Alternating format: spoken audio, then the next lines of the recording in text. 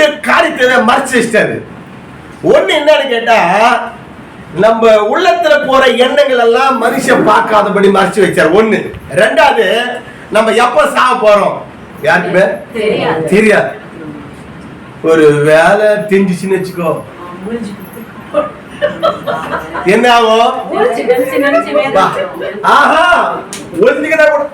அவன் சாவ போறான் அப்படின்னு ஜனங்களுக்கு எல்லாருக்கும் இந்த டேட்லயும் சாப்பிட்றேன், இந்த டேட்லயும் சாப்பிட்றேன், இந்த மாசத்துலயும் சாப்பிட்றேன், இந்த வருஷத்துலயும் சாவ போறான்னு தெரிஞ்சிச்சானா அவன் பண்ற அட்டகாசம் கொஞ்சமா இருக்காது.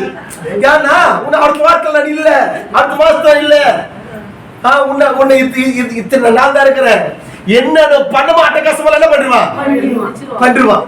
உண்மைதானே? அதனாலதான் ஆண்டவர் என்ன பண்ணாரு, அப்படியே அதை மறைச்சு வச்சிட்டார். அல்லேலூயா. தேவனுடைய நாம